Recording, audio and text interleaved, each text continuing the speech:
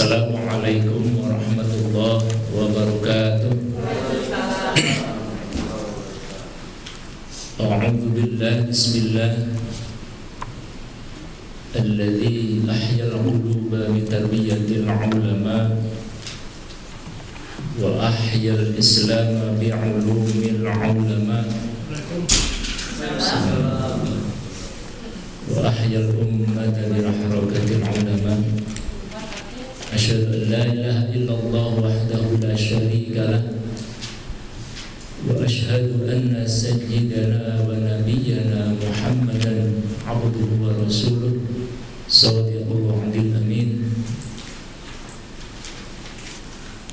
Allahumma shalli ala sayyidina Muhammad al-fatihi lima ughliqa wal khatimi lima sabaq nasiril haqqi bil haqqi wal hadi ila siratikal mustaqim wa ala alihi haqqa qadrihi wa miqdarihil azim, amma ba'd. Alhamdulillah wa syukur ala ni'amillah. Pada kesempatan Rabu pagi yang penuh berkah ini, ba'da sholat duha. Duhanya berapa kali? Berapa rakaat? 8. Alhamdulillah 8. Itu istiqomah berarti ya 8 ya. Pantas ini kaya-kaya. Alhamdulillah kita semua istiqomah taklim ba'da duha. Dan insyaallah bukan hanya ba'da duha tapi juga taklim-taklim yang lainnya ya. Alhamdulillah, mudah-mudahan langkah kaki ibu bapak semuanya ini senantiasa mendapatkan rahmat maghfirah dari Allah Subhanahu wa taala. Mudah-mudahan langkah kaki ibu bapak semuanya mendapatkan barokah, ilmu yang bermanfaat, ilmu yang diamalkan fit dunya ilal akhirah, manfaatnya amin ya Allah ya rabbal alamin. Salawat dan salam semoga tetap terlimpah curahkan junjungan alam baginda Nabi besar Muhammad sallallahu alaihi wasallam, keluarganya, para sahabatnya, para tabi'in, para ulama salaf, kepada kita semuanya ila yaumil akhir. Mudah-mudahan kita terus tiada henti, tiada bosan berdoa kepada Allah Subhanahu wa taala, mudah-mudahan mendapatkan syafaat dari baginda Rasulullah sallallahu alaihi wasallam. Amin ya Allah ya rabbal alamin. Ya, alhamdulillah kita bisa bersilaturahim kembali meskipun sebenarnya kondisinya nggak tahu ini sebenarnya diizinkan atau enggak ya? Diizinkan. Kalau enggak maka. Iya, karena khususon kita di Pusdai karena ini dalam rangka taqarrub kita kepada Allah Subhanahu wa taala lewat keilmuan. Jadi kita ini memang masih dilanda pandemi Bu ya. Dulu waktu awal tahun 2000 kita ini kan harapannya ya Mei itu sudah, kan Februari ya waktu itu ya. Mei ada yang memprediksi Juni katanya. Bulan puasa juga nanti selesai dengan adanya apa bintang apa Marikh apa itu. Tapi yang namanya prediksi-prediksi itu kan ternyata memang ya di luar jangkauan kita sebagai manusia yang lemah. Makanya memang kadang-kadang gini, kalau ada hadis atau ayat kita hubung-hubungkan secara lebih saklek, itu jadi kita yang dibully Pak. Waduh ini hadisnya nggak benar. Padahal kita yang kemudian terburu-buru memaknai sesuatu. Ini yang memang hati-hati banget kita ini kan, karena kadang-kadang kan ada keterangan hadis kita kutip saja yang kemudian disebarkan. Ya mending kalau ke orang muslim, kalau yang non muslim jadinya itu tadi. Waduh ini orang Islam ini ternyata nggak benar prediksi jadi nabinya kan gitu-gitu kan. Padahal kita yang nggak benar kan itu kan, ceroboh di dalam menggunakan hadis. Tapi mudah-mudahan ini kita semuanya disehatkan oleh Allah Subhanahu wa taala. Amin. Jadi termasuk keluarga-keluarga kita juga yang sedang sakit, yang masih sehat, mudah-mudahan tetap disehatkan oleh Allah Subhanahu wa taala. Yang sedang sakit mungkin ibu atau bapak atau keluarganya, mudah-mudahan tetap disehatkan oleh Allah Subhanahu wa taala. Dan yang sudah wafat mendahului kita mudah-mudahan diampuni oleh Allah Subhanahu wa taala. Amin ya Allah ya rabbal alamin. Al-Fatihah. Bismillahirrahmanirrahim. Alhamdulillahirabbil alamin. Arrahmanirrahim. Maliki yaumiddin. Jadi kalau kita lihat tiap hari Bu ya, saya itu kalau lihat WA atau di Facebook atau di mana itu inna lillahi wa inna ilaihi raji'un. Tiap hari 1, 2, 3 ya Allah. Jadi memang ini semakin ya pandemi Covid ini semakin apa ya, harusnya semakin mendekatkan kita kepada Allah Subhanahu wa taala, harusnya. Karena memang ternyata kematian itu ya tidak pernah kita tahu kan itu kan. Jadi mudah-mudahan kita tetap disehatkan, amin ya Allah ya Rabbal alamin. Jadi guru-guru kita, tetangga kita, kerabat kita, kadang yang lebih muda dari kita, komodo yang lebih tua. Ini yang lebih muda kan banyak sekarang. Ya Allah, tapi ya kita alhamdulillah masih diberi umur panjang untuk bisa tetap ibadah, ta'lim, disehatkan, istiqomah, amin ya Allah ya Rabbal alamin. Jadi mudah-mudahan tadi Ibu Zubaidah katanya ya untuk wasilah kita berdoa kepada Allah lewat baginda Rasulullah SAW, kita sama-sama memanjatkan doa, berdoa kepada Allah lewat sholawat kita. Kalau tinggal grup tadi ya, bareng-bareng aja Bu ya, 3 kali aja ya. Tinggal grup ya, 3 kali saja. Kita bareng-bareng Bu ya. Allahumma salli ala sayyidina Muhammadin tibbil qulubi wa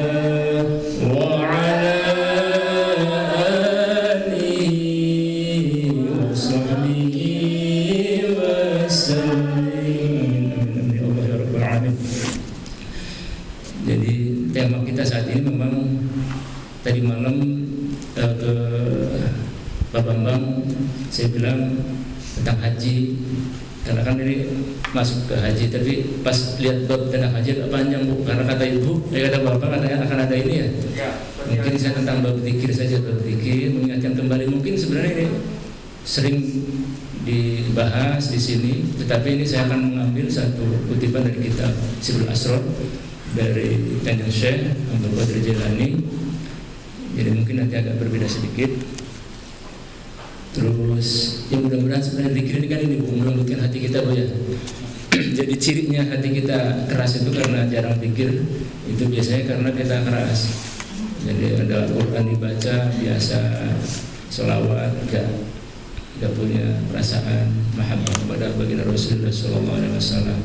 Ini kan kita dilatih sebenarnya kan, keilmuan kita apapun itu pada akhirnya kan kemudian penghayatan, lebih kepada penghayatan yang kemudian ini menjadikan kita, hati kita semakin bersih, semakin lembut di hadapan Allah Subhanahu wa taala. Amin ya Allah ya Rabbal alamin. Sebenarnya gampang ngetesnya ya.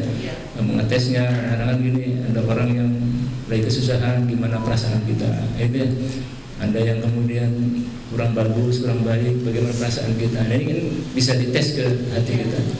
Ada bacaan Quran, ada azan, ada berbagai hal yang kemudian ini bisa kita muhasabah, refleksi ke diri kita, bagaimana kemudian hati ini harus terus dibersihkan, diistiqomahkan untuk zikir kepada Allah Subhanahu wa taala. Mungkin ini sebenarnya sering diinginkan, tapi memang zikir ini menjadi sangat penting dalam kehidupan ini. Berbagai keterangan dalam Al-Quran dan hadis juga sangat banyak tentang fadilahnya zikir kepada Allah Subhanahu wa taala.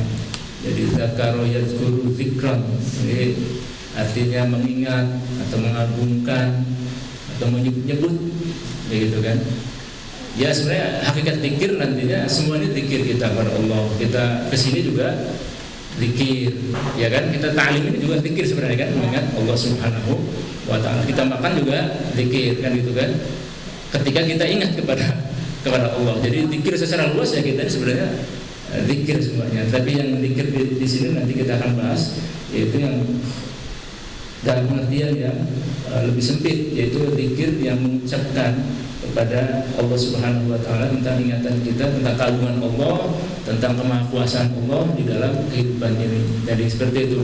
Jadi kalau kata baginda Rasul disebutkan inna likulli syai'in shaqalatun. Jadi di dalam setiap sesuatu itu biasanya ada pencucinya, Wa inna shaqalatal qulub zikrullah. Sesungguhnya pencuci dari hati itu adalah zikir. Nah, ini kata baginda Rasul. Jadi segala sesuatu itu biasanya ada pembersihnya. Ya kalau kita hidup di dunia kan gitu Bu ya. Kita punya badan, biasanya kan Allah mengasihkan juga pembersihnya. Kita keluar kadang-kadang tiap hari keluar BAB punten gitu kan, atau kencing gitu kan. Itu sebenarnya kan otomatis Allah ngasih pembersih. Jadi segala sesuatu itu biasanya dilengkapi juga dengan pembersihnya. Meskipun kadang-kadang pembersihnya rusak kan gitu ya, jadi sakit kan itu kan. Nah ini juga sama sebenarnya kan, kalau pembersih kita rusak, kita mau nggak bisa kencing kan, karena apa? Pembersih kita di urin kita itu tidak berjalan. Nah begitu juga nanti hati kita kan itu Bu ya. Hati kita ini katanya pembersihnya itu adalah zikir. Jadi kalau kemudian pembersih kitanya rusak karena zikir kita kurang atau kurang benar-benar istiqomah, ya itu tadi hasilnya ya hati kita menjadi banyak kotornya, banyak penyakit hatinya, banyak sakitnya. Sama seperti sebenarnya antara zahir dan batin kan ibaratnya kan sama sebenarnya. Jadi sakitnya hati seperti sakitnya tubuh ini sering kita ulang-ulang kan sama saja kan gitu kan. Kalau kita makan sate gimana pun enaknya, kalau kita lagi sakit ya nggak akan enak, lidah kita pahit gitu kan.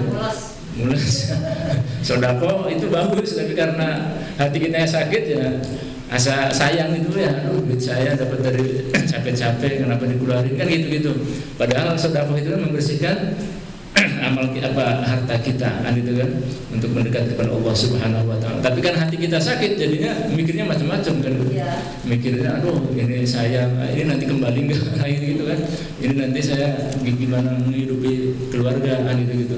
Nah, yang seperti itu karena memang tandanya keimanan kita terganggu, hati kita tidak kurang bersih atau kurang sehat. Nah, terus selanjutnya juga wa ma min syai'in anja min adzabillah min dzikrillah. Jadi tidak ada sesuatu yang lebih menyelamatkan di sisi Allah itu kecuali zikir. Yang lebih menyelamatkan, banyak yang menyelamatkan ibadah-ibadah kita, banyak yang menyelamatkan. Tapi zikir ini mempunyai posisi yang istimewa. Jadi sederhana sebenarnya gitu, tapi kemudian karena kita ingat kepada Allah, ya sebenarnya nanti buahnya sebenarnya Bu ya, bukan hanya zikir, sebenarnya nanti buahnya zikir itu kan berarti ingat kepada Allah. Artinya apa buahnya ya kenapa menyelamatkan? Karena ketika zikir benar ya pasti selamat. Karena apa? Bukan zikirnya itu kan, tapi karena buahnya zikir itu kemudian menjadikan kita menghindari dari perbuatan-perbuatan yang jelek kan gitu. Kalau kita mengulang-ulang zikir juga, kalau kemudian nggak ada asarnya, efeknya ya percuma saja kan. la ilaha illallah, la ilaha illallah, tapi kemudian kita harta itu korek gitu kan. Karena kan yang dituhankan ya hartanya, bukan Allah kan gitu kan. La ilaha illallah, la ilaha illallah, tapi kitanya masih takut kepada segala sesuatu selain Allah Subhanahu wa taala. Padahal Allah itu Maha Kuasa, Maha Besar kan gitu-gitu. Itu kan zikir, atau zikirnya Allahu Akbar, Allahu Akbar. Tapi ternyata dalam kehidupan ini yang dibesarkan adalah bukan Allah kan gitu, tapi yang lain kan gitu kan. Artinya apa? Makanya zikir ini adalah yang paling menyelamatkan, karena itu tadi efek atau asar dari zikir itu justru yang menyelamatkan kita sejatinya kan gitu kan.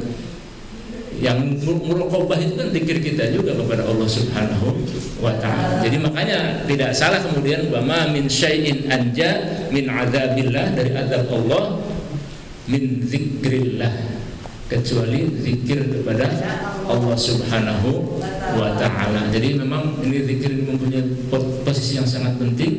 Makanya kemudian kalau kita di beberapa teman-teman yang menggeluti di Thariqah, biasanya mungkin Pak Bambang atau Ibu Zubaidah atau yang lainnya, itu biasanya zikir ini memang formulasi yang paling penting. Biasanya memang bisa sih menggunakan amaliyah yang lain, khidmah kita kepada amal soleh itu bagus sebagainya. Tapi memang beberapa yang teman-teman tertentu ini menggunakan zikir sebagai alat untuk istiqomah kita. Karena kadang-kadang kalau kita tidak punya alat, kan syariat sebenarnya kan alat tuh ya, bapak-bapak semuanya.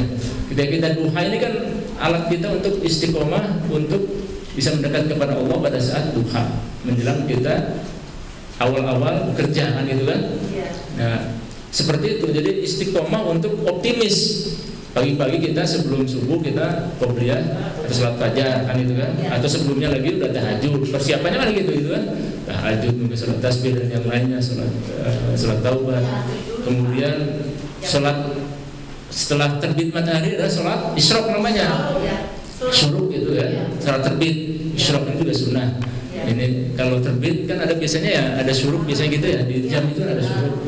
Nah itu ya kalau bisa ya ada syuruk, kita juga bisa sholat sunnah isyraq namanya, sholat yaitu sebelum duha ada gitu. Sebelum duha nanti kemudian kita sholat terus, tapi kebanyakan sholat jadinya banyak apa? Ini iya, tapi memang nggak apa-apa Bu ya, kan nggak mengganggu sebenarnya kan, sebentar nggak mengganggu lah. Justru itu membangun optimisme kita kan, membangun optimisme dalam kehidupan kan gitu kan. Justru biar pede Bu ya menghadapi hidup, jadi pede ketika kita dagang, jadi pede kan gitu kan. Ada Allah, ada ininya kan gitu kan. Jadi usaha batiniah dulu, yang kemudian lahiriah kita ini kan. Makanya ikhtiar dulu atau doa dulu ya, doa dulu. Makanya kan ada era orang labora. Apa ini orang labora ya, apa? Bekerja dan berdoa gitu kan. Ya memang kalau di kita memang ya pilihannya kan, bekerja dulu berdoa atau berdoa dulu bekerja. Kalau kita di muslim, terutama di teman-teman yang tasawuf, ya berdoa dulu karena fondasi kita ini Allah. Fondasi kita Allah. Ikhtiar itu kelanjutan dari kehendak Allah untuk mengijabah doa-doa kita gitu kan. Kalau kitanya Qadariyah atau Mu'tazilah ya kita bekerja dulu gitu kan. Kita bekerja dulu baru kemudian itu tadi. Tapi karena kitanya adalah fondasinya adalah segala sesuatunya adalah Allah yang menghendaki, dan kita ingin Allah menghendaki kita yang terbaik, makanya kemudian yang fondasi kita adalah berdoa dulu. Makanya di awal kita adalah ya itu tadi tahajud kan gitu ya. Makanya fondasi filosofisnya seperti itu. Kalau kita tahajud, kemudian qobliyah subuh, kemudian nggak ada ba'diyah Bu. Terus kemudian isyraq, kemudian apalagi banyak tuh. Apalagi Bu Zubaidah. Ini yang biasa ngamalin. Syukur nikmat, ini juga syukur wudu ya. Syukur wudu itu kan, syukur wudu awabin ba'da maghrib ya. Awabin nanti ba'da maghrib. Iya, kifaratul bauli. Kifaratul bauli itu untuk mengkifarati apa istinja kita ya. Ya ini apa pembersihan ini. Karena kita mungkin kan sering kelewat, ininya kan sering kelewat bab masalah istinja, masalah bebersih. ya masalah punten kencing kita atau BAB kita ya nanti kifaratul bauli supaya untuk menutupi bolong-bolong itu. Kadang-kadang kita mungkin karena terlalu terburu-buru kemudian itu tadi jadi kurang sempurna gitu kan. Ya memang itu yang menjadi keinginan kita semuanya untuk terus di dalam itu tadi membina pikir kita setiap saat di dalam kehidupan ini. Mudah-mudahan ini mungkin sering diulang-ulang karena memang dalam dunia psikologi juga sesuatu yang ditanamkan secara berulang. Mudah-mudahan ini menjadi kebiasaan kita kan gitu kan. Makanya teman-teman itu biasanya zikir la ilaha illallah itu sering tiap saat kan gitu kan. Supaya apa nanti kalau najah atau sakaratul maut ini yang diingat ya la ilaha illallah ya. Makanya jangan antipati karena orang la ilaha illallah di gederwa gitu-gitu. Ya itu kan pembiasaan kan, pembiasaan. Mudah-mudahan nanti setelah mau kita mau ini kan kita yang ingat kan biasanya gitu. Kalau kita ingatnya ngomongnya memang kebiasaannya banyak kan ngomong yang macam-macam ya nanti yang ingatnya pas sebelum mati juga yang ingat ya yang itu kan gitu kan. Kan secara psikologi sebenarnya seperti itu. Tetapi kan melampaui psikologi sebenarnya bahwa kita zikir itu bukan hanya psikologis, tetapi kan kalau kita secara awam dari gampangnya gitu. Semakin banyak kita mengingat Allah, zikir la ilaha illallah, mudah-mudahan di akhir hayat kita itu ya yang terucap karena lagi payah kita ini, mudah-mudahan la ilaha illallah, amin ya Allah ya rabbal alamin, kan seperti itu kan. Jadi jangan antipati juga kadang-kadang orang karena ada yang kita ini orang di ini lagi dijaharkan lagi, dikerasin lagi kan gitu kan. Padahal nanti kan ada ininya sendiri, ada manfaatnya sendiri. Nanti kita bahas di Assalamualaikum warahmatullahi wabarakatuh. Keterangan tentang zikir ini kan begitu banyak ya. Ini sedikit diulas saja, sedikit diulas. Ya a'udzubillahi minasyaitonirrajim. Ya ayyuhalladzina amanu dzkurullaha dzikran katsira. Ini di Al-Ahzab 41. Jadi kita diperintahkan sebagai orang-orang yang beriman ini untuk zikir yang sebanyak-banyaknya. Makanya ya sebanyak-banyaknya dimanapun kecuali tempat-tempat yang tidak ini kan di WC gitu kan, jangan ini kecuali dalam hati jangan diucapkan kan gitu kan. Jadi karena perintahnya juga zikir yang sebanyak-banyaknya. Mudah-mudahan kita memang dianugerahi seperti itu. Terserah apa saja Bu. Terserah, banyak di hadis-hadis yang sahih itu amalan-amalan dari Rasulullah zikir untuk kita baik urusan dunia maupun urusan akhirat. Jadi kadang-kadang, nah kalau kita di Ahlussunnah wal Jamaah kadang-kadang gini, hadisnya dhaif gitu kan. Untuk fadhail a'mal jumhur ulama membolehkan kecuali bab akidah. Kalau bab akidah itu tidak boleh yang hadis-hadis dhaif tentang amaliyah gitu kan. Kalau untuk kefadailan amal fadail tentang kalimat la haula wala quwwata illa billah ya kita amalkan. Itu kan luar biasa ini kan manfaatnya. Kita merasa di hadapan Allah Subhanahu wa taala ini tidak ada daya dan kekuatan kan gitu kan. Baca 100 kali atau 300 kali kan gitu kan. Mudah-mudahan kita dihindarkan dari kefakiran kan gitu kan. Atau yang itu Bu yang la ilaha illallah al-malikul haqqul mubin, la ilaha illallah al-malikul haqqul mubin. Ada selanjutnya ada Muhammadur Rasulullah shadiqul wa'dil amin. Tapi kalau di hadis memang la ilaha illallah al-malikul haqqul mubin saja kan. Kalau hadisnya gitu. Tapi para ulama ada yang menambahkan, zaman sahabat juga kemudian menambahkan Muhammadur Rasulullah shadiqul wa'dil amin. Kan luar biasa itu. Subhanallahnya subhanallah wa bihamdihi subhanallah. Nah itu juga zikir yang luar biasa itu kan pahalanya sangat-sangat besar. Artinya apa itu kan perbendaharaan akhirat untuk tabungan kita di surga nanti. Tapi itu tadi istiqomah kita untuk zikir banyak hal. Yang la ilaha illallah al-malikul haqqul mubin ini kan keterangannya kemudian bisa dibaca 100 kali sebelum subuh atau ba'da subuh atau zuhur. Kalau kelewat subuh berarti kan zuhur 100 kali. Insya Allah ini kan untuk supaya kita tidak kena kefakiran, kekurangan. Mudah-mudahan kita. Oh itu juga itu halanya sangat besar sekali. Jadi ya alhamdulillah mudah-mudahan itu tetap diistiqomahkan. Karena mungkin kita amaliyah yang lain banyak bolong-bolongnya Bu ya. Makanya kita banyak banyak berzikir kepada Allah Subhanahu wa Ta'ala. Boleh subhanallahazim atau subhanallah bihamdihi subhanallahil azim, boleh dua-duanya boleh, atau satu-satunya subhanallahil azim subhanallah astagfirullah. Pokoknya pilih aja yang paling bisa istiqomah gitu aja Bu. Pilih. Kalau Ibu amalan favoritnya apa Bu? Wajib. Tiga betul. Hah? Amalan zikir favoritnya? Favoritnya Yang sering diamalkan, maksudnya sering wah iya. Iya luar biasa itu Bu. Iya, la ilaha illallah wahdahu la syarikalah lahul mulku wa lahul hamdu yuhyi wa yumiit wa huwa ala kulli syai'in qadir. Pada salat juga luar biasa itu kan. Dan kalau bisa diresapi benar-benar itu Bu ya. Di la ilaha illallah wahdahu la syarikalah, luar biasa. Jadi kita tidak boleh syirik kepada Allah, kita harus bertauhid benar-benar. Jadi segala sesuatu yang digantungkan kepada Allah, tidak ada yang yuhyi wa yumiit. Nah itu kan yang menghidupkan, yang mematikan itu hakikatnya adalah Allah Subhanahu wa Ta'ala. Itu luar biasa. Wa ala kulli iya, malah disunahkan zikir. Bukan lagi boleh, tapi disunahkan untuk banyak zikir kan gitu kan.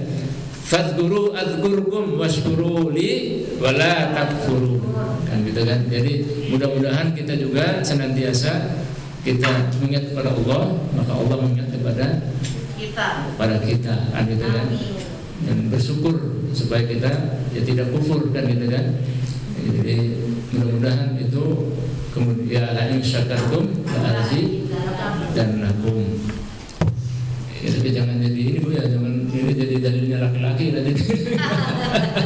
Saya bersyukur punya istri, kenapa nggak bertambah-tambah? Berarti kan nggak bersyukur. Kan harusnya la azidannakum. Gitu Bu ya. Bersyukur punya istri satu kan? Alhamdulillah bersyukur.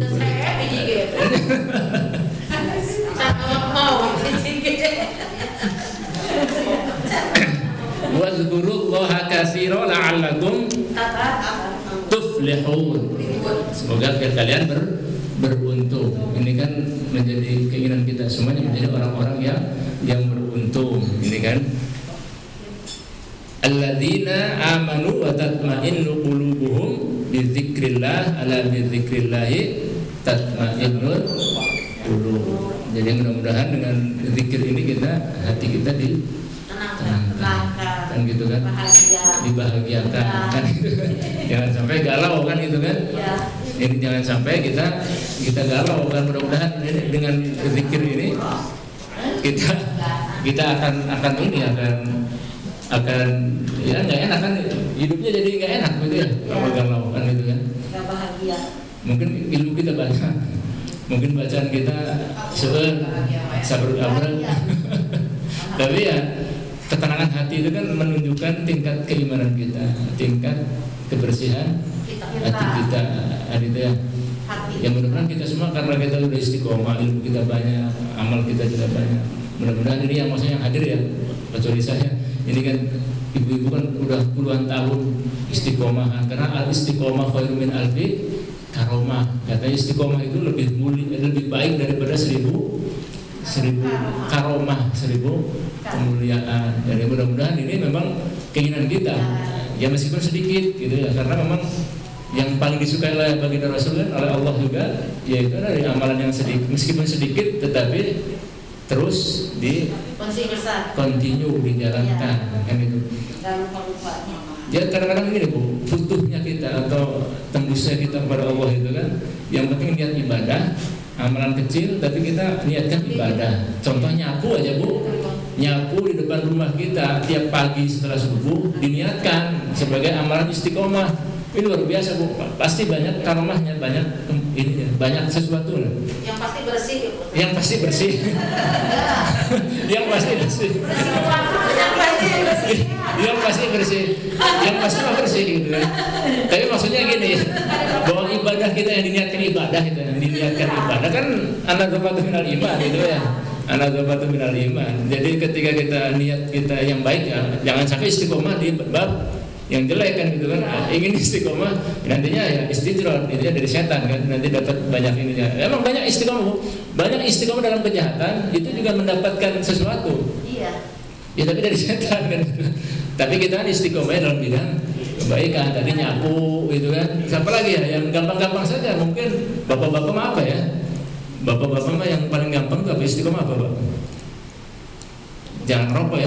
Istiqomah ada istiqomahnya mana? Apa istiqomahnya? Ya istiqomahnya bapak-bapak umpama ini aja ke apa? Bersih-bersih halaman ya, atau bersih-bersih rumput kan itu kan, dengan niat kemudian ibadah untuk membuat keindahan kan gitu kan. Insya Allah itu luar biasa. Asal diniati kan, kita kadang-kadang seringnya lupa diniat. Apalagi bapak-bapak kan mau niat ibadah untuk istrinya, anaknya ya. Oh.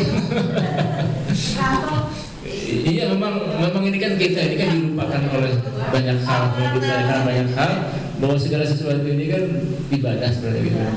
Nah tetapi salahnya saya ini seringkali tidak dimaknai sebagai atau diniatkan sebagai ibadah takarrub kepada Allah Subhanahu wa Ta'ala. Nah ini kan makanya terus diingatkan dalam berbagai taklim pengajian apa kan, supaya rutin apa ini, supaya kita terus diingatkan di dalam konteks bagaimana kita bisa takarrub kepada Allah Subhanahu wa Ta'ala lewat sesuatu yang sebenarnya biasa. Sesuatu yang biasa itu harusnya luar biasa. Karena apa? Di hadapan Allah tidak ada yang biasa kecuali karena niat yang luar biasa. Memang semuanya menjadi luar biasa. Kan seperti itu. Karena salahnya kita sendiri kan gitu kan. Wa an Mu'adz bin Jabal radhiyallahu anhu qala Rasulullah sallallahu alaihi wasallam ma 'amila ibnu Adam 'amalan anja lahu min adzabillahi min dzikrillah. Tadi ya sudah. Jadi memang zikir ini adalah yang bisa menyelamatkan kita dari azab Allah Subhanahu wa Ta'ala. Mudah-mudahan kita sering zikir, mudah-mudahan ini juga balak kita di pandemi ini kita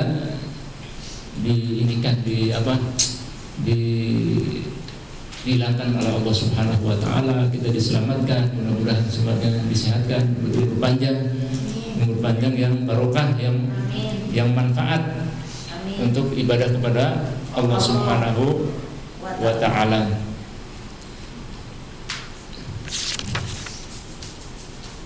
Jadi zikir ini Bu, zikir ini menurut sebagian ulama ada 3 tingkatan.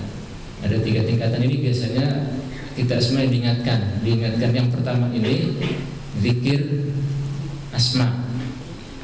Tingkatan pertama ini yang biasa kita ini zikir asma. Mau begini zikir asma itu zikir asma husna. Mau ya latif. Kita ini dalam hati bersitanya untuk ya Allah biar ada rezeki dibukakan. Rezeki enggak salah. Atau lagi ya Rozak gitu kan, atau berbagai hal. Karena ini juga sunatullah. Ini kan yang Allah berikan asma'nya, ayat-ayatnya yang bisa digunakan untuk kita sebagai ya untuk membuka jalan rezeki, untuk melengkapi ikhtiar lahiriah kita kan itu kan. Karena ada yang atau lalu ini kan ya zikir untuk Allah saja. Nah itu nanti kita bahas kan itu kan. Tetapi kemudian ini tidak menutup orang mudah nggak boleh, boleh kan. Karena Allah itu kan ngasih asma'nya ini memang bisa digunakan untuk ikhtiar batiniah manusia. Ya, mau ya latif. Silakan nanti ijazah mau ya Rozak, ya Allah ya Rozak, ya Allah ya Rozak, atau ya Al-Kafi yang Mughni kan gitu kan. Menyebut asma Allah yang sifatnya kemudian kecukupan asmaul husna kan itu kan. Kalau mau dilindungi ya Hafid, ya Syifa, ya Hafid, ya Syifa kan gitu kan.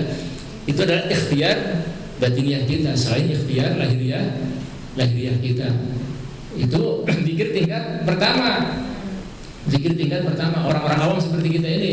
Jadi ketika kita zikir la ilaha illallah, supaya kita ini dilindungi, supaya kita ini aman dari balai dan macam-macamnya.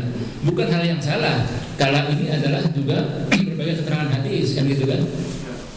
Ada banyak menerangkan. Contoh zikir la ilaha illallah itu seperti benteng yang sangat kuat kan gitu kan. Nah itu juga memang ada keterangannya berbagai hal. Tetapi memang bukan itu tujuannya sebenarnya. Tetapi di awal memang tujuan itu dibolehkan. Apalagi yang tukang dagang biasanya kan itu ya. Muter-muter kemana-mana nyari apa apa istilahnya syariat itu ya? Apa bahasanya? Menjadi syariat apa?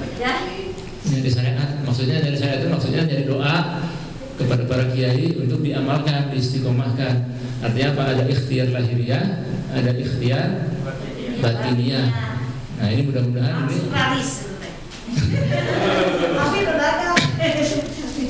Ya sekali lagi bukan karena doanya kan gitu kan, tapi karena pertolongan Allah Subhanahu wa Ta'ala. Sama seperti kita dagang juga kan, dapat duit kan bukan karena dagangan kita. Jangan sampai etikot kita karena dagangan kita, itu nggak boleh juga sama. Jadi jangan menyalahkan doa.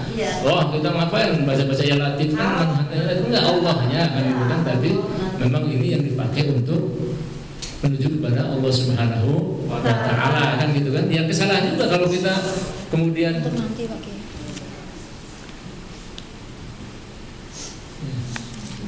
ya kalau kemudian kita beriktikad itu ya salah, jadi ya kan salah kalau kita segala sesuatunya dari kita, usaha kita ya semuanya dari Allah. Jadi yang namanya tadi yang pikir itu ya apa?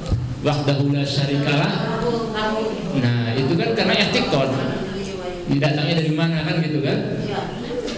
Nah seperti itu. Kalau kita makan kemudian kita percaya bahwa makan itu yang mendatangkan umur panjang kita, ya itu udah salah kan gitu kan. Tapi karena kita makan Allah mengasih umur panjang kan gitu kan. Kalau kita yang makan terus kita syiriknya ya nggak syirik kan gitu kan. Padahal kan Allah Al-Muhyi. Coba bayangkan loh. Kalau cara berpikirnya kita salah, kemudian segala sesuatunya kan syirik. Ya contoh yang paling gampang kan kita kerja. Berarti kan kita nggak percaya sama Ar-Razzaqnya Allah. Allah Ar-Razzaq. Seolah-olah kan gitu kan.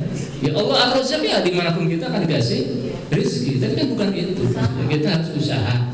Kemudian Allah kasih rezeki. Kan gitu kan. Sama seperti Allah itu Al-Muhyi yang menghidupi, yang menghidupkan kan gitu kan. Al-Mumit yang mematikan. Tapi kemudian karena itu kemudian kita nggak usah makan. Terus makan kayak gitu syiriknya. Ya kan sunatullah itu kan adalah bagian dari untuk supaya kita bisa hidup. Coba bayangkan kalau ya yang namanya hidup kan Allah yang bisa hidupkan. Kamu bisa makan. Nah itu kan cara berpikir yang keblinger kan gitu kan. Nantinya ya fatalistik. Namanya Jabariyah itu namanya kan. Itu namanya Jabariyah, membunuh orang karena Allah yang menghendaki kan gitu kan orang Jabariyah gitu. Makanya ketika dia membunuh orang terus dihukum, kata hakimnya, saya juga menghukum Anda ini karena disuruh Allah untuk menghukum. Iya kan, balasan kan Bu, karena dia kan ketika ditanya, "Kenapa kamu mencuri?" Ya saya mencuri ini karena ketentuan Allah, saya harus mencuri kan gitu kan. Kata hakimnya, saya juga harus menghukum kamu ini karena ketentuan Allah untuk menghukum kamu. Ini kan jadi nah seperti itu. Itu yang tidak. Makanya kalau kita di Ahlussunnah wal Jamaah kan adalah keseimbangan antara ikhtiar lahir dan ikhtiar batiniyah kan seperti itu.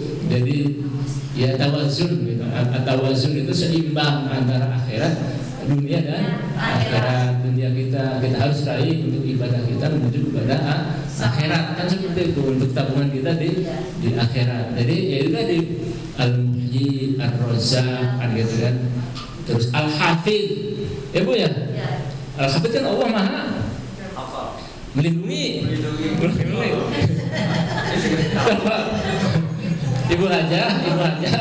Ibu aja punya sandal baru. Mereknya yang bagus apa Bu? Merek perempuan biasanya? Merek sandal? Bertanda. Aduh, enggak tahu bertanda. Merek bertanda Bu, mahal itu ya? Mira, soro awis sama banget Mira. Seberapa? Pajigo. Itu Ibu Allah percaya Allah itu ya Al-Hafidz gitu kan. Terus kemudian baru beli sandal yang bagus gitu kan. Terus mau datang ke sini, Allah Al-Hafidz, terus kemudian taruh di sana. Padahal hatinya masih padahal kan sangat percaya bahwa Allah itu Al-Hafidz gitu kan. Nah, tapi ya udah dimasukkan saja di gembok gitu kan, pakai gembok, bawa rantai di gembok aja kan gitu. Supaya yakin kan gitu. Ya karena itu tadi, karena kita ini butuh ikhtiar di dalam apa ya, menginginkan hati kita yang seringkali memang tingkatannya masih ragu atas asma-asmanya Allah tadi. Allah itu Al-Hafidz, Allah itu Ar-Razzaq. Makanya kemudian kita butuh ikhtiar yang maksimal, mengoptimalkan ikhtiar kita. Mudah-mudahan Allah mengijabah apa yang menjadi ikhtiar kita, gitu kan. Jadi yang mending itu daripada kita sok ngaku Al-Hafidz itu Allah benar-benar tauhid kita lurus luar biasa, terus benar saya Al-Hafidz pas lagi sholat, oh aduh sendal saya gimana gitu. Itu kan sering kayak gitu. Itu kan sering kayak gitu kan. Jadi kita merasa itu paling tauhidnya paling luar biasa. Tapi pas mau takbir aja kan, tadi ingat sepatu baru beli di mana, bukan di pasar baru, di mana, bahwa yang ini di butik yang mahal. Pas Allah ini aduh sepatu saya ini gimana ya, baru itu kan. Padahal kita yang sebagai orang ini ya sudah aja ke Bambang kan, masukin ke loker kan gitu ya, dijaga oleh kunci, terus dijaga oleh kunci, kita jadi nggak percaya sama Allah gitu. Kan bukan itu maksudnya kan, bukan itu. Iya, itu kan ikhtiar kita di dalam kita menjaga barang kita. Makanya itu maqasid syariat gitu kan, hifdzul mal namanya itu kan, menjaga harta kita juga bagian dari syariat agama. Tetapi cara menjaganya kemudian itu berbeda-beda. Ada yang menjaganya langsung pakai malaikatnya Allah. Ya silahkan kalau memang sudah punya malaikat yang bisa membantu kan gitu kan. Kayak ke Bambang kan banyak malaikat. Karena kalau kita ini kan memang keimanan, derajat tauhid kita memang derajat yang kadang masih tauhid yang awal. Makanya ada makom tisab. Kalau kata Ibnu Athaillah kan gitu ya, mungkin sering pengajian itu ya, ada makom tajrid kan gitu kan. Muktasab itu ya kita ini harus rajin maksimal di dalam berikhtiar. Tapi kalau kitanya makomnya masih iktisab lahiriah, ya kita udah nikmati saja di makom lahiriah. Nanti juga Allah suatu saat akan menempatkan itu. Jangan berusaha kita ingin jadi makom yang tajrid, nggak usah kerja, nggak usah dilokerkan, nggak usah itu. Nanti juga keyakinan kita akan tumbuh sendirinya kalau memang Allah itu menempatkan pada makom tajrid, mutajarridin gitu kan. Nah makanya kan kita sering ulang-ulang di bab di bait kedua ya, alamatul i'timad. Nah setelah itu kan min alamatul i'timad ala amal seluruh inda wujudi zalal. Yang kedua itu kan apa? Bahwa ketika kita menghendaki amal, padahal kita itu menghendaki tajrid, padahal kita itu masih harus iktisab, itu nafsu yang tersembunyi kan gitu kan. Jadi supaya apa? Iradatukat kan gini, kata-kata itu adalah iradatukat tajrid ma'a iqamatillah iyyaka fil asbab. Jadi kehendak kamu untuk tajrid itu apa? Mengosongkan lahiriah kita untuk semata-mata bergantung kepada Allah. Iyyaka fil asbab, padahal kamu itu sebenarnya tadi sendal masih harus dikunci. Kalau mau sesuatu harus berusaha. Iyyaka bil asbab.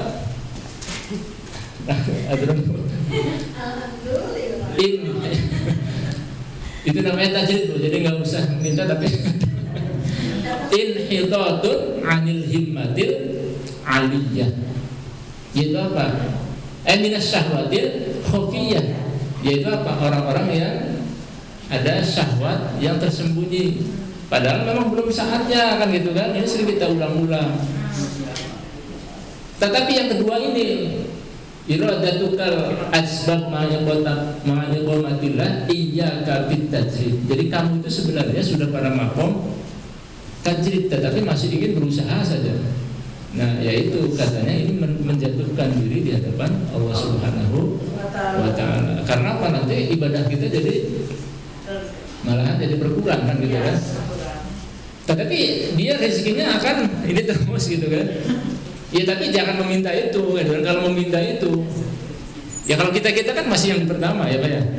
Ya kalau kita masih sababiyah, ya kita harus sababiyah, kita harus ikhtiar. Tidak boleh kemudian kita meloncat ke sesuatu yang bukan golongan kita, makom kita. Nantinya galau, nantinya stresan, nantinya ya pusingan kan gitu kan. Ya karena kita belum nyampe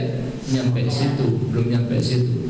Makanya Kenapa orang itu kemudian ingin merasa aman dengan ya mungkin kalau polisi harus bawa pentungan gitu ya, harus pakai pistol, atau mungkin apa para jawara harus pakai bedong gitu, gitu banyak. Nah, terus apakah itu musyrik kan gitu kan? Ya orang dia ingin merasa amannya kan seperti itu.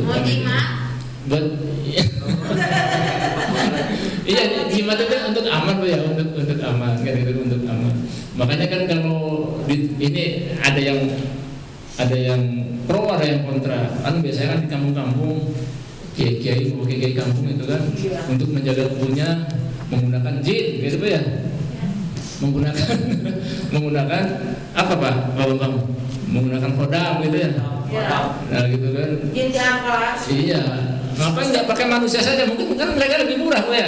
Lebih murah. Kenapa? Cuma apa Bu?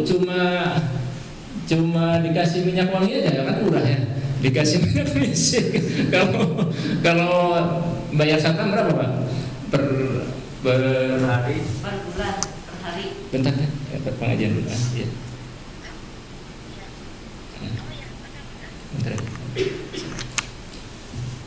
Nah, yang seperti itu, tapi kan itu jangan ditiru yang kayak gitu-gitu ya. Tetapi maksudnya logikanya kan bahwa dia itu kan sama-sama makhluk Allah yang kemudian dikasih dibayar.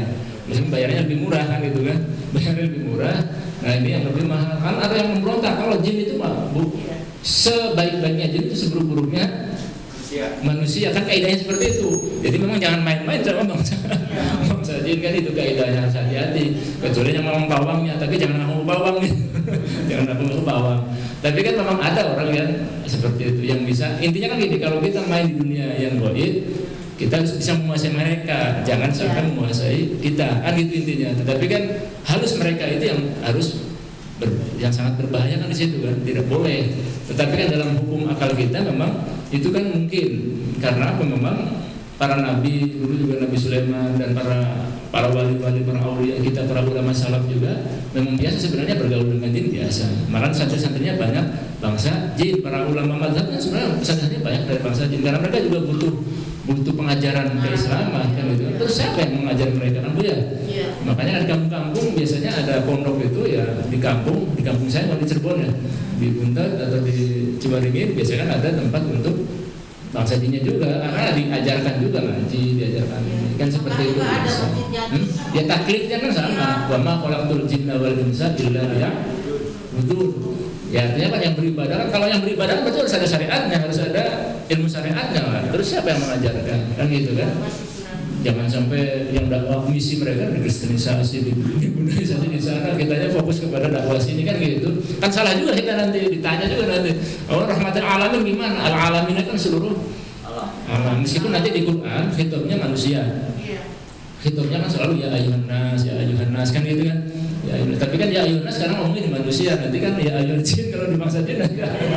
Ini kan khitabnya karena apa? Untuk dakwah di manusia. Karena memang Al-Quran ini turun di bangsa manusia, tapi taklid ibadah itu bangsa jin dan bangsa manusia. Artinya apa? Jin juga ada yang muslim kan gitu kan? Ada wali juga yang memang para ulamanya di bangsa mereka, penyiarnya, tapi nggak ada nabi di sana Pak ya? Nggak ada nabi, tapi wali ada memang jin yang sangat dekat dengan Allah Subhanahu wa Ta'ala, ada yang zikir terus gitu kan. Artinya apa? Bangsa mereka pun ada yang alim kan gitu kan, ada yang alim. Kita jangan merasa orang manusia yang kaidah tadi kan gitu, mereka juga banyak yang hafal Quran kan gitu kan, banyak. Malah mereka memang punya kemampuan agak lebih biasanya dibanding manusia kan gitu kan, punya kemampuan lebih seperti itu. Nah yang pertama tadi yaitu zikir asma, yaitu apa? Kita masih mengharapkan sesuatu dari zikir kita, terutama bab persoalan keduniaan di dalam ibadah, dalam kerangka ibadah kita kepada Allah Subhanahu wa Ta'ala. Nah yang kedua yang kata para ulama, dikatakan makom selanjutnya itu adalah zikir sifat, kan asma terus kemudian ke sifat. Kalau kita di kampung, di pesantren kan mau sebelum maghrib atau sebelum sholat kan ada ini wujud tidak itu ya, yang 20 sifat itu, yang buatan para ulama untuk merangkum seluruh sifat-sifat Allah. Jadi sebenarnya sifat-sifat Allah bukan cuma 20 sebenarnya, tetapi itu yang paling penting, yang paling pokok di dalam kita mengenal tentang tauhid. Jadi sifat 20 itu bukan mematok cuma 20, enggak. Sifat-sifat Allah itu banyak. Tetapi ulama-ulama berijtihad sifat 20 itu yang mewakili sesuatu yang penting, yang harus dipahami, diresapi gitu kan di dalam kehidupan, bahwa Allah itu wujud. Allah itu wujud kan nggak ada dalam Al-Quran. Ada nggak kata-kata wujud di dalam Al-Quran Allah itu wujud? Kecuali yang ya ada bisa dengar, tapi itu ijtihad dari Imam Al-Ash'ari yang kemudian beliau meletak ilmu tauhid, mengatakan bahwa sifat Allah yang paling utama itu adalah wujud. Meskipun dalam Al-Quran tidak ada. Maksudnya eksplisit kalau hidam bako kan ada, hidam bako mukhalafatul hawadisi ada. Yang lain kayaknya ada semua itu, kecuali yang satu nih, wujud ini tidak ada, tapi ditempatkan yang pertama. Karena apa? Wujud ini yang kemudian menjadikan fondasi kita, wajib berwujud, bahwa Allah itu yang wujud gitu kan. Wujud, jangan kemudian kita, meskipun kan nggak ada dalil secara sharih di dalam Al-Quran kan gitu kan, tapi Allah wujud itu memang dia memang wujud gitu kan. Ini menjadi tauhid kita gitu kan. Nah nanti yang disebut wujud itu sebenarnya malah tergantung tingkatan-tingkatan kita dalam makna wujud Allah, wajib wujudnya Allah itu seperti apa. Makanya ini yang kedua adalah dzikir sifat. Dzikir sifat itu dia sudah naik lebih kepada apa? Mengingat keagungan Allah, kemahakuasaan Allah. Jadi sudah tidak lagi meminta yang sifatnya tadi, yang sifatnya bab-bab yang dunia, tetapi dikirnya dikir yang benar, ya Allah Engkau maha kuasa, Engkau maha apa? Wujud kidam bako, maha terdahulu, maha kekal, kan itu kan? Jadi dikirnya udah ke sifat Allah. Jadi sesuatu yang kemudian menjadi sifat Allah yang sudah diinternalisasi menjadi keinginan untuk senantiasa mengingat bahwa Allah itu kita mukhalafatul hawadisi, qiyamu bi nafsihi wahdaniyah. Kan gitu kan? Qiyamu bi nafsihi, Allah itu bergantung kepada yang lain, iroda, kan gitu kan? Bahwa Allah itu yang berkuasa, Allah itu yang maha berkehendak. Nah ini zikir tingkat kedua. Sudah tidak yang pertama tadi, tidak materialistik gitu kan. Jadi sudah tidak ada hal-hal yang bumbu. Nah tapi ya maklum ini kan kita persoalannya kan nyampe ke situ enggak kan gitu ya kan.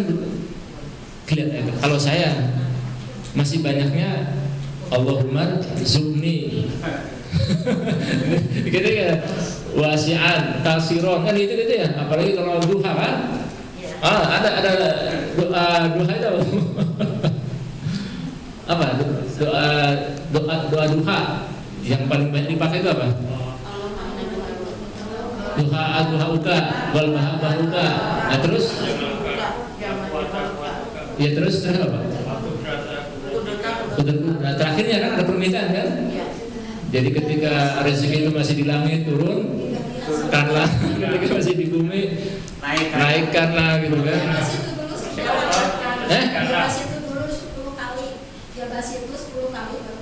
Nah ya itu kan ya basit. Ini kan amaliyah yang ini ya. Amaliyah dari guru-guru kita biasanya kan ada amaliyah sebelum doa itu ada ya basit dulu yang lain gitu kan. Ada berbagai, jadi pendahuluan lah, jangan kita ini berdoa ini nggak boleh langsung gitu kan. Makanya tadi di doa itu juga kan tidak langsung meminta kan. Memang adabnya kita itu ya baca alhamdulillah dulu, alhamdulillah dulu. Jadi jangan langsung minta, jadi jangan langsung der gitu kan. Tapi kemudian memuji dulu, bersolawat dulu kan gitu kan, mengagungkan Allah dulu, baru kemudian meminta. Ya bersyukur, memuji kepada Allah, alhamdulillah wa syukur ala ni'amillah gitu kan, wassalatu wassalamu ala rasulillah. Jadi terus, karena itu kan adab, namanya adab tidak boleh langsung kan gitu kan. Nah tapi memang kita ini memang rata-rata memang masih zikir asma. Zikir asma itu karena kita ini kan masih butuh hal-hal yang sifatnya syariat untuk ikhtiar dalam ya keduniaan kita, ibadah kita, gitu kan. Nah, tapi ketika kita mau naik satu lagi di tingkat, ya paling setengah-setengah, paling 50-50 ya ibu semuanya. Paling ya bisanya kita 50-50. Artinya apa, kita mengagungkan Allah dan ditambah lagi zikir asma. Jadi zikir sifat dulu di awal, baru kemudian zikir asma di kedua. Nah, kalau benar-benar murni zikir sifat yang kedua, yang kita sudah meninggalkan zikir asma, sepertinya kalau saya pribadi belum siap kelihatannya. Kalau saya pribadi ini nggak tahu ibu-ibu atau bapak-bapak yang sudah yang lain itu otomatis mau ke zikir sifat itu, zikir asmanya sudah terpenuhi. Betul, ya, makanya kadzal fakru ayakuna kufran itu sebenarnya itu filosofi dasarnya kan gitu ya.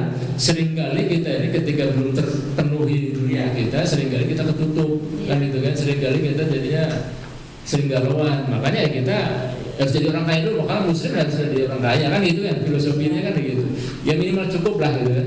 Atau maksimal cukup. Maksimal cukup. Nah, kalau kaya kan belum tentu cukup ya.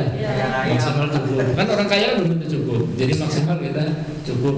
Kalau bisa kaya, nanti maksimal cukup. Kalau bisa kaya, maksimal cukup. Nah, ini kan supaya apa? Supaya yang tadi. Jadi sebenarnya dikir sifat itu, makanya para guru-guru kita ini biasanya kan duitnya banyak, ya Bu ya.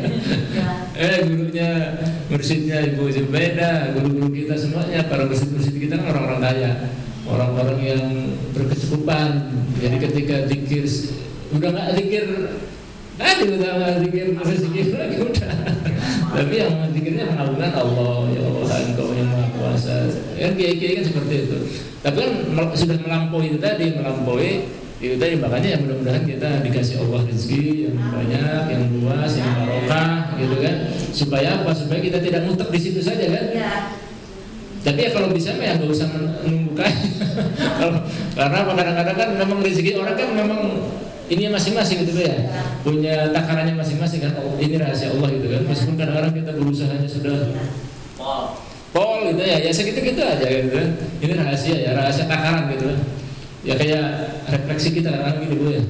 Kita ini kan usaha tidak usaha karena kondisi aku kadang-kadang kan margin rezeki gitu ya Bu, antara 1,2 juta sampai 3 juta, 2 juta sampai 3 juta tiap bulan gitu. Itu seperti memang ada batas di situ kan. Mungkin kita sering refleksi Bu ya.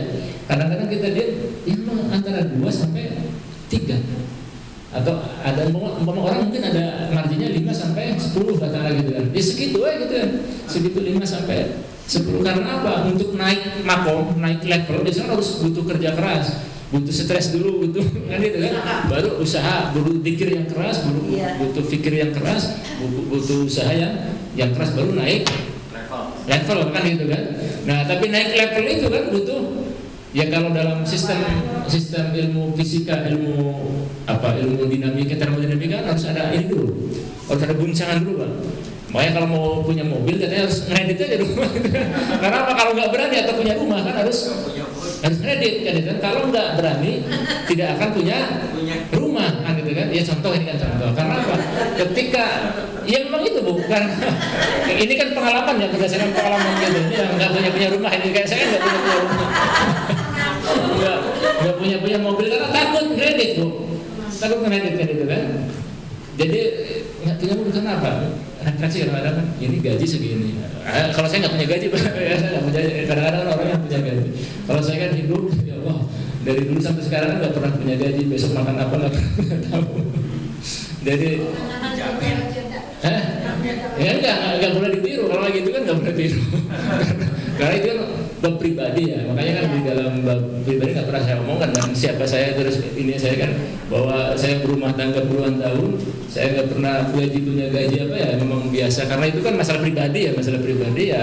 Orang bisa makan, anak istri saya bisa makan, orang punya TV bisa punya TV. Dari mana ini ya, seperti itu. Tapi intinya itu, ketika takut itu kita segitu aja kan, nggak pernah punya mobil. Karena apa nggak naik?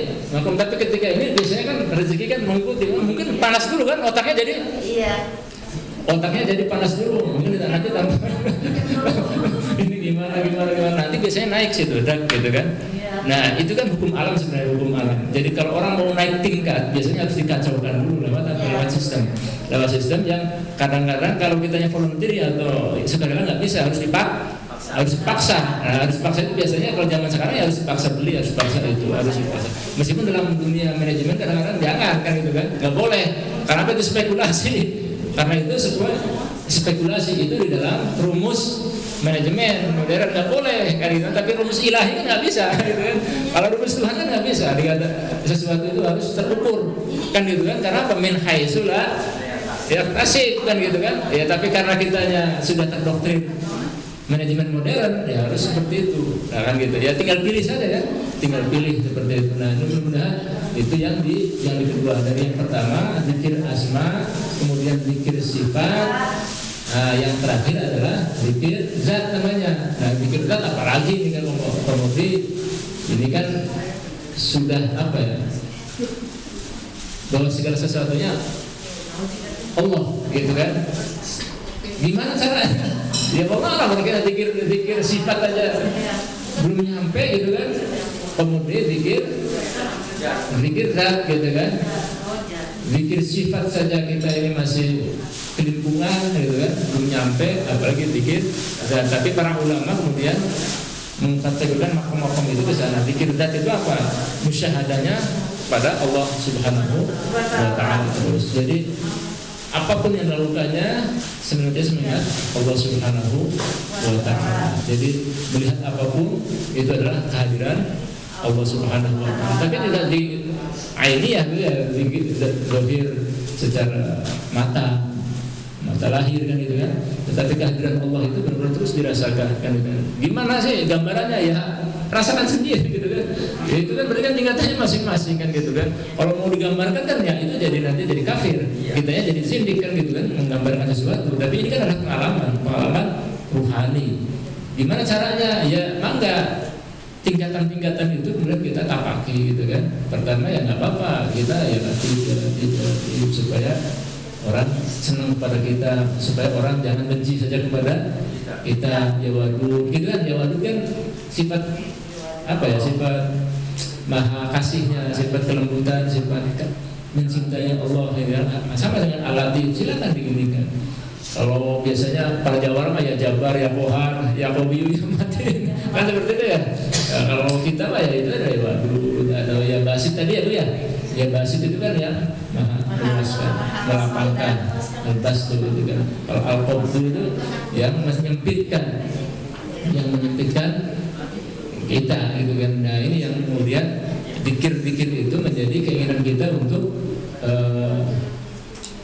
mendekat kepada Allah Subhanahu wa taala. Nah itu sedikit tentang tingkatan-tingkatan zikir. Nah ini kita masuk ke zikir menurut Kanjeng Syekh Abdul Qadir Al-Jilani. Ya bukan saya tuh matai plus bahasa Arab, cuma belum beli kacamata. Ini belum nggak mau pakai kacamata gitu kan. Nggak tahu. Tapi sebenarnya plus tapi nggak mau pakai kacamata. Nggak tahu plus berapa. Jadi kadang agak blur. Kalau blur itu apa? Plus atau minus? Suram. Kalau jauh itu agak terang. Agak black. Kalau jauh agak terang apa itu? Berarti plus ya? Plus itu ya, plus itu Pak. Oh plus Bu ya? Iya. 0,5.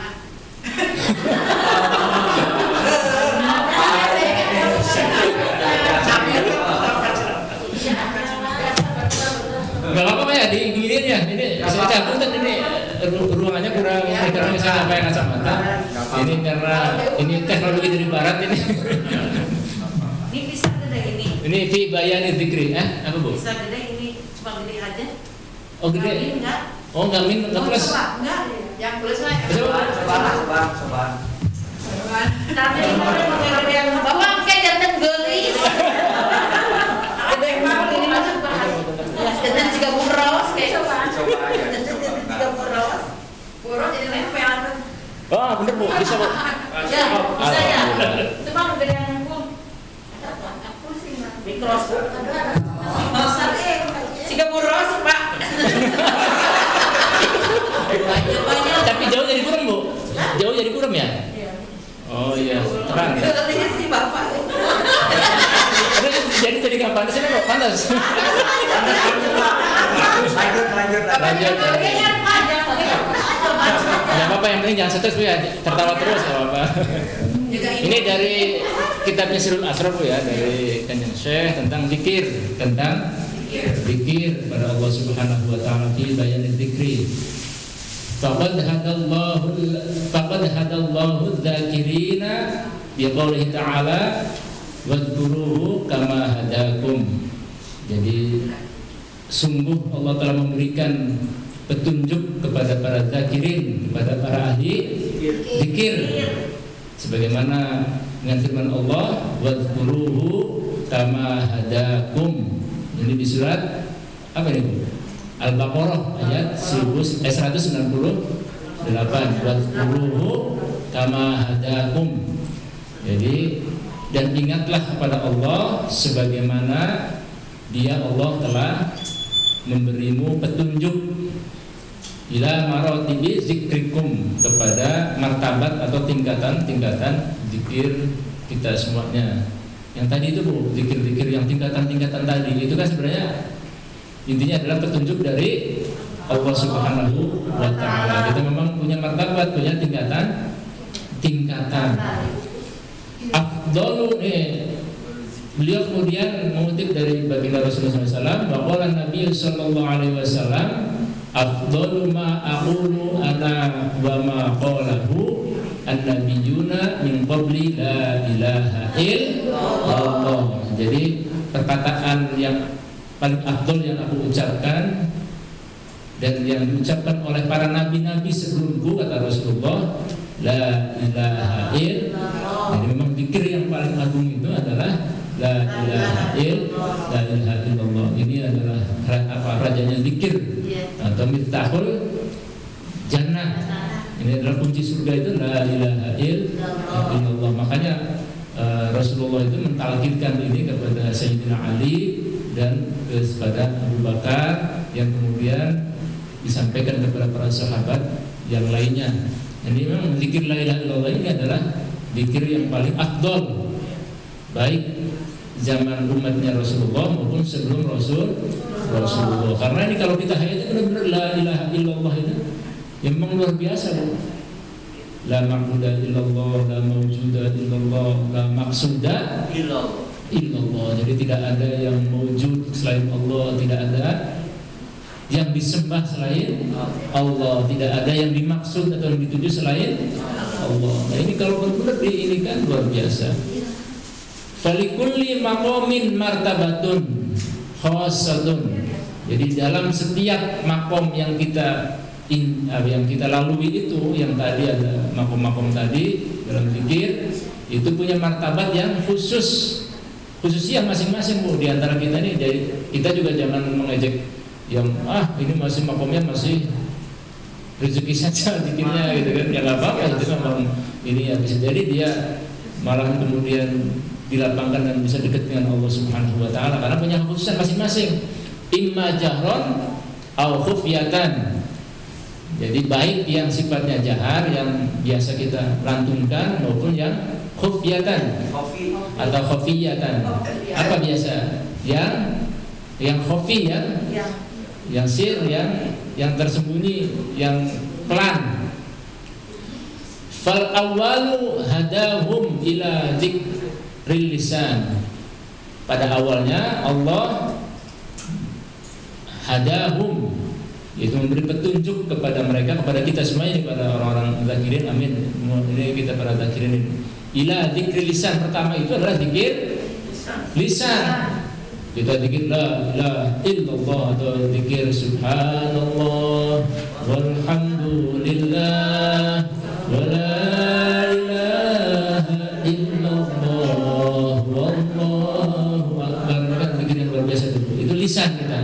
Jadi yang pertama itu kita diberi petunjuk oleh Allah biasanya di zikir lisan. Kemudian summa ila dzikrin nafsi. Nah ini pembagian yang berbeda lagi Bu. Summa ila dzikrin nafsi, yaitu zikir nafs, zikir jiwa. Summa ila dzikril qalbi, kemudian zikir qalb, kemudian zikir ruh, summa ila dzikrir ruh. Kemudian dzikir sir, summa ila dzikris sir, summa ila dzikril khafi, summa ila dzikri akhfal khafiyyi. Nah, ini kan kalau ini dibagi 5 ini Bu, kalau tadi di 3. Kalau menurut Kang Syekh ini dibagi pertama lisan, kedua nafs, ketiga qalb, keempat zikir ruh, 6 berarti. Kelima zikir sir, khafi, akhfal, khafi, 7 berarti 7. Ini lebih detail lagi nih Bu, lebih detail lagi ada 7.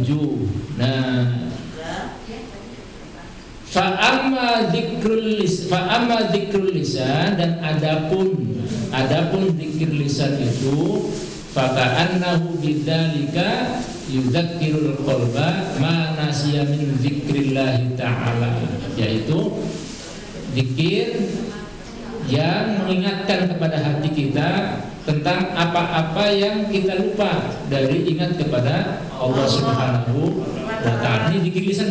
Zikir lisan itu adalah mengingatkan hati kita, jadi seolah-olah ingin mengingatkan hati kita untuk mengingat kepada Allah Subhanahu wa ta'ala. Jadi intinya sebenarnya hati yang diingetin gitu kan, tapi lewat lisan kita. Lewat lisan kita. Makanya zikir lisan itu sebenarnya adalah jalan masuk untuk mengingatkan hati kita. Mungkin sering lupa untuk zikir, makanya biasanya zikirnya dikencengin atau dijaharkan. Karena apa? Supaya hati kita yang keras ini dihancurkan, keegoannya dihancurkan, jadi lembut gitu kan, karena keras kan gitu kan. Jadi apa-apa yang seringkali kita lupa. Wa amma dzikrun nafsi, dan adapun zikir nafs, nah, yaitu fahuwa dzikrun ghairu masmu'in, yaitu zikir yang tidak terdengar bil huruf was saut, baik huruf maupun suaranya, bal masmu'un bil hissi wal harakati fil batin, tetapi terdengar di dalam rasa atau gerak jiwa kita atau batin kita. Jadi zikirnya di dalam hati. Allah, Allah, Allah, Allah. Kayak gitu kan. Ini namanya zikrun nafsi. Zikrun nafsi yaitu zikirnya di dalam hati kita. Makanya sebenarnya, tetapi bagi orang tertentu, orang yang lagi zikir apa itu kedengeran sih Bu. Karena kan menggunakannya indranya bukan indra telinga, tapi indra nafs juga atau qalb juga. Jadi kedengeran semua kita ya Allah, Allah, Allah itu atau la ilaha illallah itu sebenarnya kedengeran. Sebenarnya kedengeran, banyak yang tahu bahwa ada yang zikir di sini itu zikir tasbih, subhanallah, subhanallah, kan kedengeran sebenarnya. Atau zikir la ilaha illallah, la ilaha illallah, kan kedengeran. Cuma memang telinga yang mendengar, tetapi batin kita yang mendengarkan. Jadi di sini tuh ada yang zikir dan ketahuan. Nah seperti itu. Wa amma dzikrul qalbi, dan adapun zikir qalb yang ketiga, fahuwa mulahadatul qalbi ma fi dhamirihi minal jalali wal jamal. Nah ini lanjutan dari nafs tadi Bu. Kalau nafs itu kan masih tingkatannya apa ya? Tingkatannya masih di hati saya, di nafsi jiwa kita saja, belum masuk gitu. Masih zikirnya zikir tidak jahat di dalam batin, tetapi ya masih masih melayang-layang, belum terlalu ini, belum mantap. Nah zikrul qalbi ini dia udah fokus ke kedalaman hati, yang kemudian melihat sifat jalal dan jamalnya Allah Subhanahu wa ta'ala, sifat jalal keagungan dan keindahan Allah Subhanahu wa ta'ala. Jadi ketika kita sampai makom ke zikir qalb ini, kita sudah sampai pada tahap kemudian begitu luar biasanya Allah, sifat jalal jamalnya kemudian kita rasakan bahwa Allah itu maha indah, Allah itu maha perkasa, maha kuasa. Ini benar-benar kita rasakan betul. Benar-benar kita rasakan betul, bukan hanya lisan kita tapi hati kita. Ini berarti makom kita sudah di zikrul qalbi, di hati kita sudah khusus ini, sudah khusus ini, sudah khusus. Wa amma natijatu dzikri ruh. Nah, ini zikir ruh ini tidak ada definisinya ini, tetapi langsung ke natijahnya, hasilnya. Jadi hasilnya ketika kita sudah sampai makom zikir ruh, yaitu apa? Fahuwa musyahadatun anwari tajalliyatis sifat. Nah, ini lebih jauh lagi nih. Ini yaitu ketika sudah sampai zikir ruh, kita sudah sampai musyahadah atau melihat anwar tajalli, jadi cahaya-cahaya tajalliyatnya sifat-sifat Allah Subhanahu wa ta'ala. Nah, ini harus hati-hati juga nih, harus hati-hati. Karena apa, kita pasti nanti akan melihat banyak cahaya, akan ada cahaya, lapisan-lapisan cahaya dari Allah Subhanahu wa ta'ala. Tapi hati-hati karena apa? Cahaya pun hijab. Kalau hijab kita ini yang masih kita yang awam ini hijabnya kan gelap. Kalau hijabnya orang-orang yang naik ke atas itu justru hijabnya cahaya, benteng. Nah, itu yang bahaya juga. Karena nanti ini tajalliyatnya sifat-sifat Allah Subhanahu wa ta'ala. Di mana katanya? Pak, ya nanti rasakan sendiri karena memang ini persoalannya adalah persoalan batiniah, ruhaniyah kita. Ya kalau kita ya tidak bisa menggambarkan itu karena ini adalah warna-warna cahaya menuju kepada Allah Subhanahu wa ta'ala. Tapi hati-hati juga karena bisa jadi ini permainan dari skizofrenia kita, apa istilahnya? Gangguan jiwa itu, Bu. Gangguan jiwa. Karena gangguan jiwa juga bisa seperti ini. Iya. Muncul cahaya-cahaya, muncul apa-apa gitu kan. Tapi sebenarnya karena slack aja itu, bukan karena perjalanan menuju kepada Allah Subhanahu wa ta'ala. Wa amma dzikrus sir, berapa nih, Pak? 5 ya. Wa amma dzikrus sir fa huwa muraqabatu mukasyafatil asraril ilahiyah, yaitu ini sudah sampai kepada muraqabatun ini, Bu. Muraqabatun itu mengintip-intip atau senantiasa waspada gitu ya. Senantiasa waspada mukasyafatil asraril ilahiyah, ketika tersingkapnya rahasia-rahasia ilahiyah. Ini yang tidak perlu dibuka sebenarnya karena persoalannya ini kan rahasia-rahasia ilahiyah. Ya, banyak yang bisa seperti ini tapi memang tidak boleh dibuka di publik. Wa amma dzikrul khafi, dan adapun zikir khafi fa huwa muaqabatu anwaril jamal dzatiyal ahadiyah fi maq'adi sidqin. Nah, ini yaitu apa? Ketika sudah fokus kepada sifat jamaliyah dan ahadiyah fi maqtin sidqin, di dalam hadratul ilahiyahnya. Ini memang jamaliyahnya ini khusus jamaliyah zat. Ini jamaliyah zat ini lebih atas lagi nih, Bu. Lebih atas lagi ini. Ini kelembutan zatiyahnya Allah Subhanahu wa ta'ala. Memang ini gimana jelasinnya ya, susah, tapi ini adalah makom tingkatan kelembutan dari rahasia Allah Subhanahu wa ta'ala. Wa amma dzikru akhfal khafiyyi fa huwa an-nadru ila haqiqatil haqqil yaqin. Nah, ini jadi yang terakhir ini, Bu, yaitu apa? Khafi, yaitu an-nadru, yaitu apa? Pandangan kita kepada hakikat hakikatil haqqul yakin. Jadi hakikatnya haqqul yakin, jadi sudah sangat haqqul yakin. Wala yutali'u alaihi ghairullah ta'ala, dan tidak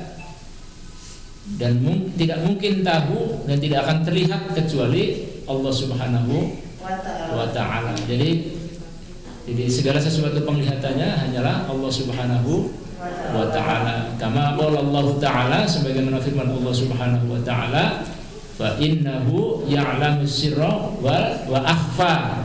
Sesungguhnya Allah Maha mengetahui yang sir dan yang khafi, yang samar.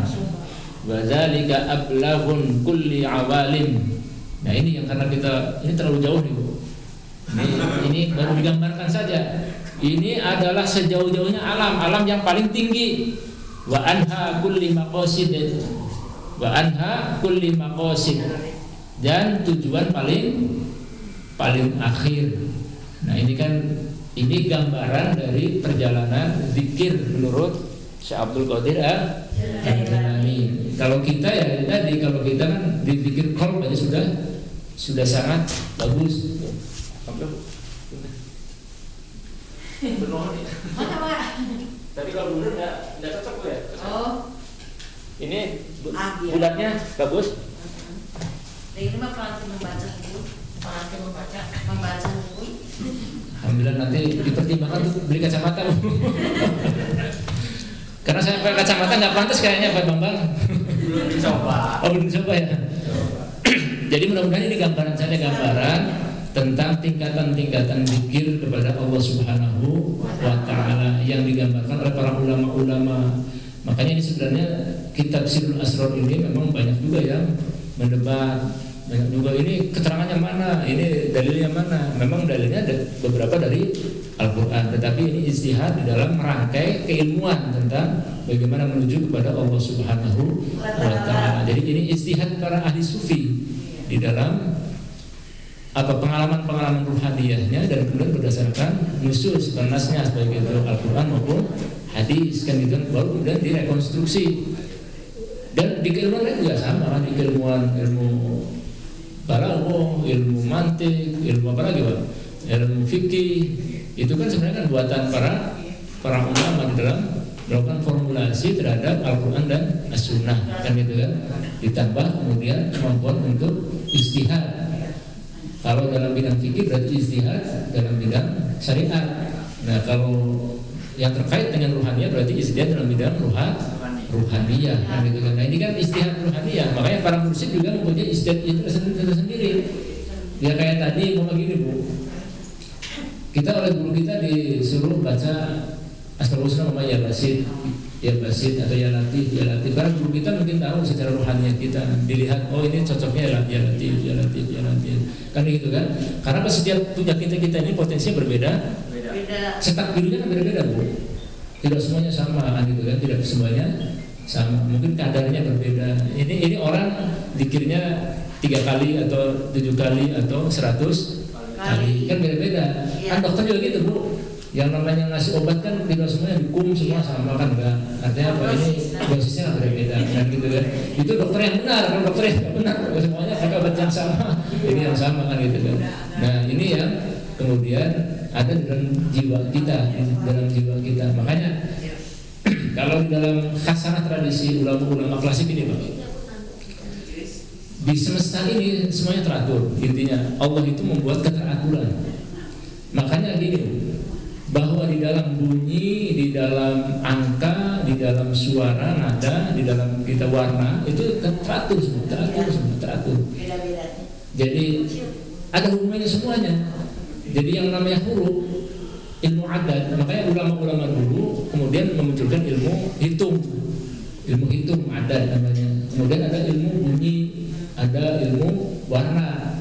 Karena semua alam ini kan ditata secara rapi oleh Tuhan, sangat teratur dan semuanya saling berhubungan. Cuma kita ini memang terbatas kemampuannya. Ya contoh aja gini Bu, do re mi fa sol la si do, gitu kan, 7 ya.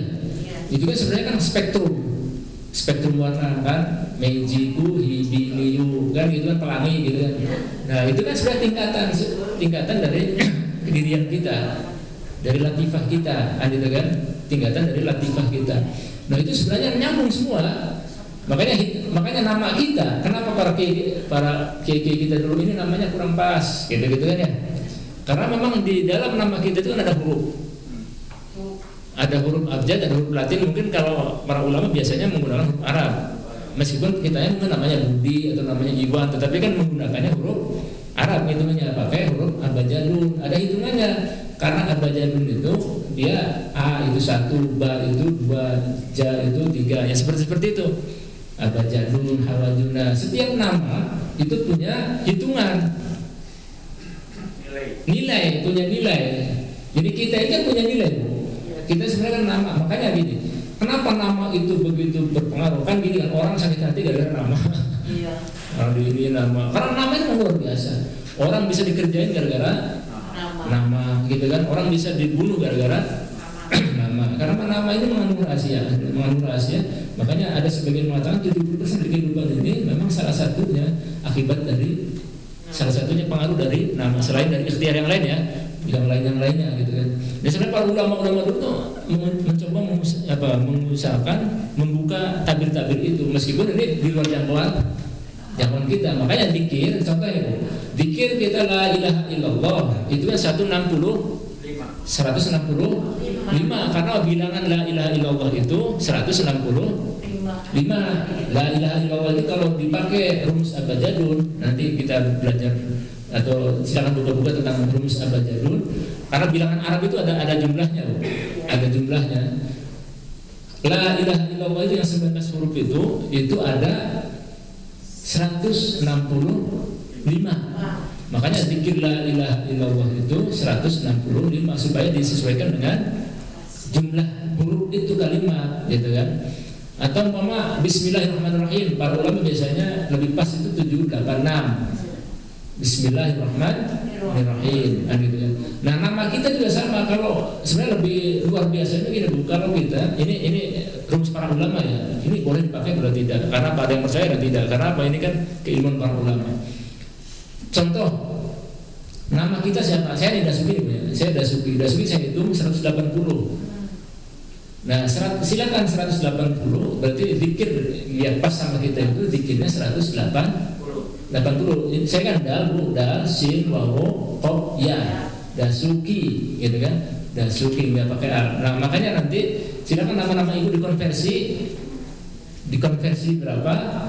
Nah, itu zikirnya. Para ulama mengatakan itu menjadi salah satu teknik metode untuk lebih mempercepat ijabahnya doa-doa kita. Karena apa? Sesuai klop dengan diri kita. Karena apa? Diri kita mempunyai kedirian masing-masing. Nah, nanti tentang rumus itu ada sebenarnya, rumus itu di ini ada abajadun, hawadun. Nah, jadi tidak pakai abata saja, sim, ha, bukan. Tapi pakainya abajadun karena itu hitungan lama, hitungan yang awal. Abajadun, hawadun, kalamun, hatoya, kalaman. Itu kan ada sampai 900 itu Goin itu yang 900. Nah, nama saya Dasuki itu kecil, makanya nama jangan panjang-panjang, nantinya dirinya panjang.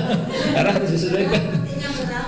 Nanti berat, tapi ada cara untuk mensimpulkan nama yang panjang supaya nanti zikirnya jangan terlalu berat, kan gitu kan, dipaskan, ya harus dihitung dulu. Ada di kalkulator Bu, nanti saya kirimkan.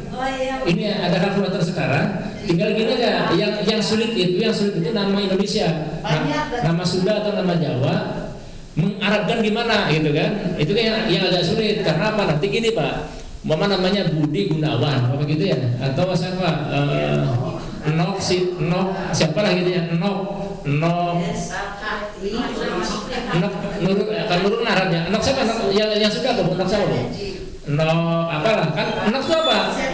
Alif, berarti kan nun, wawo, kap. Ya gitu kan? Nok gitu kan. Nah, Budi. Bisa nggak pakai wawo, bisa pakai wawo kan gitu, Budi kan gitu kan. Nah, makanya kata para ulama kita gini, ketika pertama kali kita nulis itu yang harus dipercaya. Karena apa? Iya kan gini. Kan kadang-kadang kan kalau rubah lagi gitu kan. Karena apa? Cara penulisan itu Pak beda-beda. Umpama apa? Nama kita yang rada keren lah, umpama James, umpama siapa? Atau Frankie gitu. Frankie gitu. Frankie itu fa ya kan? Ro langsung nun kap. Ada yang ngasih iya kadang-kadang karena Frank, berarti dia harus ada ya-nya. Fa, ro, ya, nun kap, ya. Gitu kan. Nah, kadang-kadang kan ada yang nulis nggak pakai ya, gitu kan. Nah, makanya kalau kata yang pertama itu adalah nurani kita. Kadang-kadang kalau di otak-atik jadinya ini jadi udah yang pertama refleks pertama itu nama kita diarabkan itu yang dihitung gitu. Ini metode ulama, beberapa ulama salaf seperti itu. Jadi ketika ingin menguak rahasia zikir, jadi zikir kita supaya klop dengan badan kita. Karena apa? Nama kita ini kan membawa identitas tertentu, Gimana mungkin orang bisa sakit gara-gara namanya? Keberatan. Bukan maksudnya disakitin orang tanpa lihat muka. Iya, gampangnya kan itu pakai setan kan pakai nama saja, pakai nama. Kalau sekarang kan apalagi pakai foto lebih dahsyat lagi kan gitu kan. Pakai nama aja. Ya kan itu kan perbuatan setan itu. Tapi kan bisa, karena apa? Memang nama ini mempunyai karakter. Karena nama ini membawa jiwa kita.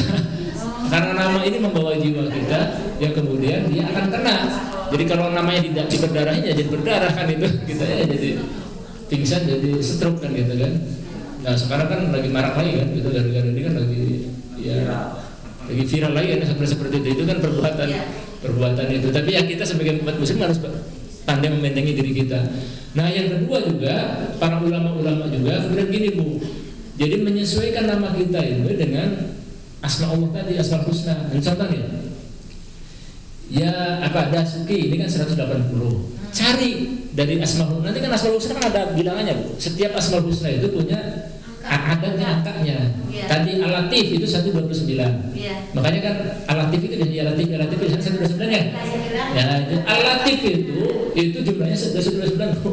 Jadi Al-Latif itu 129, makanya ulama kemudian ininya 129 kan gitu kan. Nah sebenarnya tapi kan cocok nggak apa-apa dicocok-cocokin kayak nama bodrek ya, semuanya bodrek pakai bodrek kan cocok semua kan gitu ya.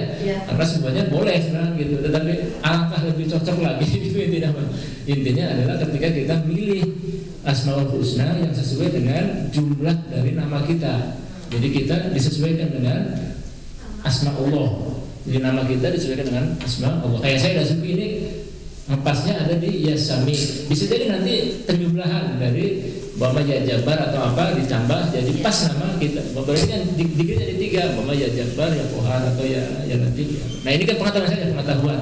Intinya di dalam hasanah klasik para ulama-ulama kita ini begitu banyak hasanah klasik yang kita belum menjangkau itu. Tapi ya ini cuma pengetahuan saja, punya pengetahuan. Ada yang memakai, ada yang tidak, enggak silahkan kan gitu kan, karena semuanya punya kepercayaan masing-masing. Tetapi memang ilmu Allah itu luar biasa. Kayak tadi bunyi warna kayak do re mi fa si la si do itu kan tangga nada yang mempunyai spektrum. Makanya mejiku hibini itu ya semakin naik kan, semakin lembut, semakin ini, semakin di bawah semakin keras.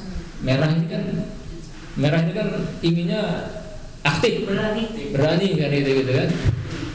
Makanya partai-partai yang warnanya merah ya besar gitu ya, karena ya pemberani ya suka itu. Tapi jangan sampai ungu, karena apa? Partai nggak akan mungkin ungu. Makanya kalau bisnis kalau bisnis itu harus yang warna-warna bawah. Karena apa? Warna-warna material. Kalau warna-warna atas kan pelangi ini kan itu nggak sembarangan. Pelangi itu menunjukkan natural, sunatullah. Merah, jingga, kuning, hijau, biru, nila, ungu kan? Iya kan? Itu kan seperti biasa. Padahal itu menunjukkan grade manusia tentang jiwa manusia. Iya, paling bawah kan merah. Wah, orang yang semangat, orang yang gampang hadir kayak gitu ya. Lihat aja partai-partai yang warna merah lah, yang merah terus kemudian. Makanya kalau warna hijau itu kan tengah Bu. Kalem sebenarnya. Jadi partai-partai yang warnanya hijau itu nggak akan berkembang. Ya segitu-gitu aja. Muhammadiyah, NU, PSIS kan hijau gitu. Tapi kan bukan partai itu, kan ormas beda. Ormas maksudnya partai Pak. P3 PKB gitu aja gitu kan. Yang hijau-hijau kenapa? Itu warna hati, warna tengah. Warna sejuk. Makanya kalau mau bisnis usaha ya warna-warna yang bawah, warna-warna yang inspiratif, kuning minimal inilah jingga, oranye gitu kan, oranye merah. Merah PK. Tapi kalau kata Pak Mansur Sir Negara kata yang merah itu warna Islam, kata Pak Mansur Sir Negara kan gitu.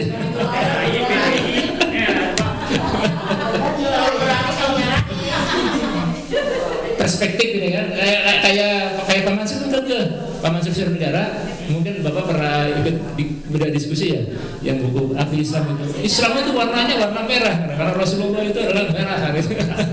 Hijau itu warna akhirat kan gitu kan. Makanya kalau di Masjidil Haram itu kalau kita yang sering umroh atau ini kan karpetnya kan merah. Yang hijau cuma di Raudhah saja kan? Iya, semua karpet itu kan di Nabawi itu kan.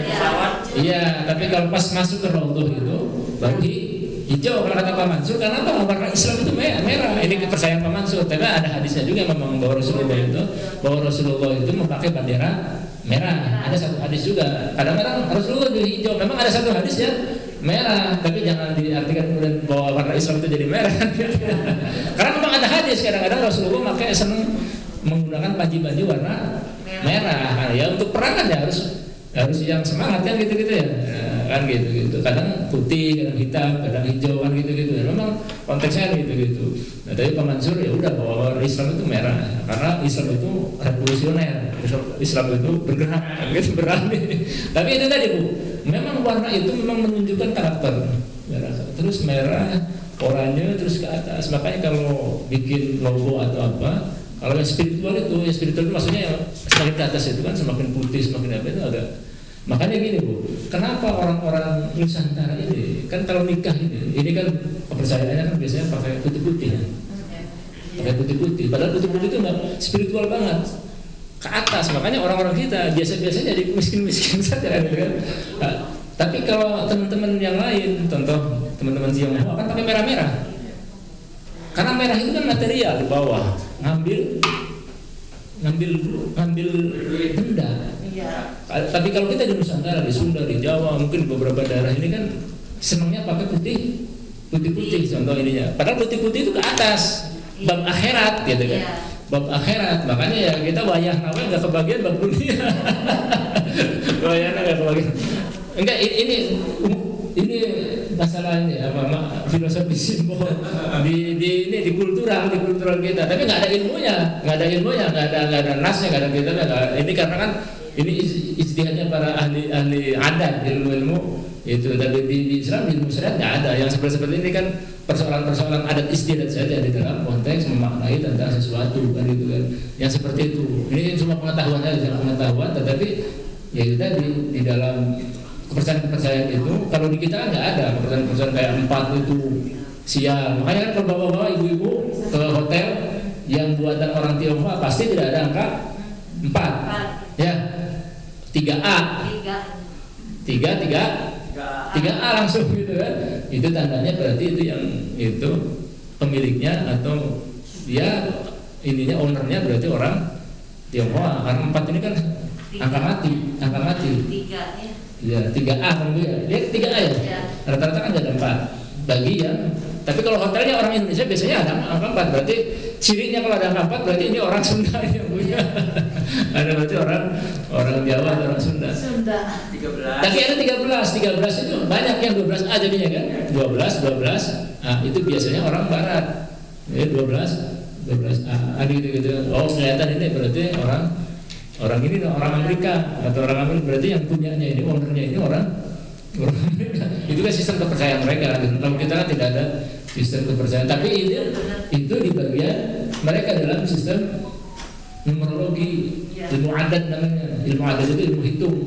Karena memang mereka juga percaya bahwa segala sesuatu ini saling berhubungan. Nah, kalau kita di dalam tradisi klasik memang ada ilmu namanya ilmu adat.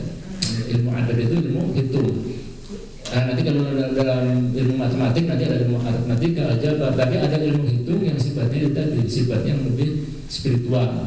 Tetapi ini bukan wilayahnya kita, bukan wilayah kalau kita ya wilayah yang biasa-biasa saja, wilayah syariat yang kemudian lebih bisa terukur, yang kemudian kita bisa ikhtiar secara lebih maksimal gitu aja. Kalau yang lain mah biasa saja gitu. Yang penting kita mah bisa masuk akal, rasional, yang bisa lebih membuat kita lebih optimis dalam kehidupan. Saya kira seperti itu ya Bu ya. Karena mungkin ada ini ya jam 11 ya. Kalau ya silakan. 129 itu dari ya atau enggak pakai ya, jadi latif saja. Latifnya saja. Jadi bilangan dasarnya Bu. Jadi memang yang dihitung itu bilangan dasar. Jadi latifun. Jadi latifun lam bo ya fa. Itu jatuhnya 129 kakak. Karena Allah alif lam ha itu 66, makanya ada zikir kalau Allah ismi zat itu 60. Nah, 66 itu simbol dari Allah gitu. 66 itu Allah. Karena 66 itu hitungannya adatnya adalah hitungan ismi zat Allah. Nah, seperti itu. Nah, nanti ada ilmu jumal kabir, jumal sohih, nah itu detail lagi nanti Bu, nanti detail nanti ada. Tapi yang kayak gitu-gitu jangan nanti jadi dukun, nanti jadi paranormal gitu. Iya. Tetapi maksudnya gini, yang itu adalah ada yang melewengkan dan gitu-gitu aja. Intinya kan gitu aja. Segala sesuatu ada yang melewengkan, biasa gitu kan. Jadi sebenarnya itu warisan tradisi para ulama salaf di dalam memahami tentang berbagai hal yang ada di dalam kehidupan ini, termasuk persoalan angka, bunyi dan yang lainnya kan gitu. Tetapi kita ya yang awam-awam ini ya kita dijawab zikir itu zikir asma aja. Ya sudah saja. Ada Pak yang memakai ilmu itu untuk mendolimi orang-orang muslim. Di mana? Ilmu di Bandung ada. Iya karena gini Bu. Dengan Sirul Asrar ini dengan ilmu itu jadi untuk mendolimi. Gini Bu, kitab Sirul Asrar itu ada tiga sebenarnya. Sirul Asrar yang tasawuf ini nggak ada hubungan dengan ilmu itu nggak ada. Ada kitab Sirul Asrar satu lagi itu bab ilmu ismiyah namanya tasmiyah, bab ilmu adat, bab ilmu tolasim namanya. Itu tentang itu tadi. Jadi di situ itu mau bunuh mau apa itu ada di situ. Tipis kitabnya tipis. Saya punya juga. Saya kira kita harus tahu juga kan. Orang-orang kita nggak tahu jadinya kan. Saya punya Sirul Asrar yang tipis itu ada. Itu bab macam-macam menghadirkan ibrit ada situ. Untuk disuruh membunuh orang yang kayak gitu-gitu kan ada kitabnya. Nah itu kan memang ada dan itu dilakukan dan orang itu punya kelemahan masing-masing. Makanya orang itu jangan sampai kan gini Bu, orang yang ngerti sebenarnya tanggal lahir itu tidak dipublis. Iya. Karena pada tanggal lahir itu kan ada hitungan kelemahan kita Bu. Hari lahir kita itu kalau ketahuan orang itu gampang sekali dikerjain kita. Ya bukan hanya santai, dikerjain apapun. Ya karena ini kan ilmu Allah ya luas banget yang itu ada sisi-sisi yang kemudian dimanfaatkan oleh setan juga gitu kan, yang kemudian dipakai oleh orang-orang yang tidak ini kan gitu kan. Karena apa kita ini ketahuan lahirnya kapan aja Bu, ketahuan kapan itu kita bisa ditembak habis, bisa mati sekaligus itu bisa. Dan itu bukan tidak ada gitu kan, tetapi kalau kita ya harus tauhid, kita harus percaya penuh kan gitu kan, kita percaya penuh di dunia persaingan yang sangat ketat saat ini ya gitu Bu ya. Itu kan memang itu kan kerjaan setan gitu kan. Tetapi yang dilakukan karena memang berkolaborasi dengan setan kan seperti itu. Tapi itu tadi titik-titik lemah kita itu banyak. Titik-titik lemah kita banyak di nama kita, di tanggal lahir kita, di keluarga kita. Gampang sekali. Rumah juga dipakai apa ya? Bukan dengan surat dalam Al-Quran. Misalkan rumahnya nomor 10, nah Al-Quran itu surat 10. Ya kalau itu kan tentang tentang adat Al-Quran, ada yang begitu juga yang beristiad tentang itu. Ya maka itu kan kadang-kadang atau istikharah dengan Quran, yang itu kan ada ya. Itu kan penemuan orang kan gitu kan. Tapi ya itu tadi sekali kembali lagi itu kan istihad dari orang kan. Sekarang kemarin ada agak booming istikharah Quran ya. Jadi kita baca tadabbur dulu terus kemudian membaca Al-Quran, buka kemudian ayat yang pertama kali dibaca itulah jawabannya kan seperti itu ya. Ada yang seperti istikharah, seperti itu. Nah itu kan cara macam-macam. Tapi kalau kita ya yang biasa-biasa saja lah. Ya biasa saja. Yang bisa terukur, yang bisa kita kemudian nyaman kan itu kan, tidak berlebihan.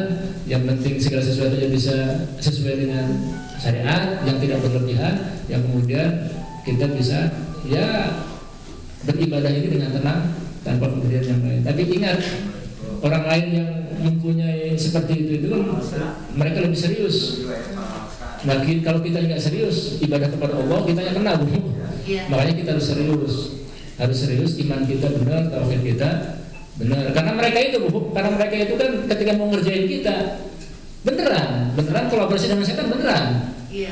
Kita yang berkolaborasi dengan Allah yang nggak beneran, kan itu persoalannya. Ya kena kita ya kan gitu kan. Kitanya tauhidnya nggak beneran, merekanya beneran kan gitu kan. Kita puasanya paling ya sebulan sekali puasa sunnahnya. Mereka ketika mau habisin kita menggunakan puasanya 40 hari nggak makan nggak minum, ya kena kitanya. Ya kan kayak gitu ya. Kan itu kan sunnatullah, hukum alam kan gitu. Bahwa siapa yang benar siapa yang salah ya Allah yang akan nanti mengadili di alam kubur. Karena apa, di dunia kan ada hukum sunnatullah. Kalau Irak itu nggak punya senjata ya akan dihabisin oleh Amerika, meskipun Irak itu benar kan kayak gitu persoalannya.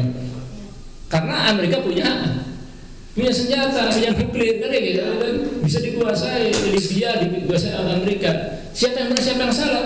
Bagi kita yang Islam yang benar, tetapi kan pada saat sekarang itu kemudian bisa diinikan. Karena apa? Di dalam dunia ini kan ada hukum sunnah yang harus kita juga tadi. Kalau mereka puasanya 3 hari, kita hanya harus 7 hari, biar kita bisa diselamatkan lebih kuat kan gitu. Kalau mereka ya wirid mantranya 1000 kali, kitanya zikirnya harus 2000-an gitu. Nah, iya kalau kita lebih banyak dekat dengan Allah. Karena apa? Itu kita akan tembus. Gampang tembus kita kan seolah-olah sudah yakin apa gitu kan, sudah yakin, padahal ibadah kita masih banyak bolong-bolongnya, zikir kita masih banyak kosong. Padahal setan itu lebih dahsyat. Karena apa? Mereka itu senantiasa kuat kan gitu kan, di tengah kitanya sendiri lemah, jarang zikir. Nah gitu tadi, makanya di materi yang ini tentang zikir itu mudah-mudahan diingatkan kembali kita, mudah-mudahan kita ini zikir. Terus ya kita tahu itu jangan sampai kita banyak zikir, kita merasa kita bangga, wah nggak akan mungkin bisa dikerjain oleh yang lain kan gitu kan. Padahal yang lain bisa jadi lebih kuat himahnya, mau nyelakain kita itu lebih tinggi kekuatannya dibanding zikir kita. Kalau zikir kita ya seadanya saja, kita dekat dengan Allah ya seadanya saja. Terima kasih. Terakhir, mudah-mudahan kita senantiasa disehatkan oleh Allah Subhanahu Wa Taala. Ini karena memang kondisi kita masih ini ya. Termasuk saya juga mohon doanya disehatkan. Karena selalu beraktivitas, jadi ini karena kebutuhan kita juga untuk senantiasa bisa beraktivitas. Sekali lagi mudah-mudahan kita tetap disehatkan dan ini bisa cepat diangkat oleh Allah Subhanahu Wa Taala. Amin. Terima kasih. Wassalamualaikum warahmatullahi wabarakatuh.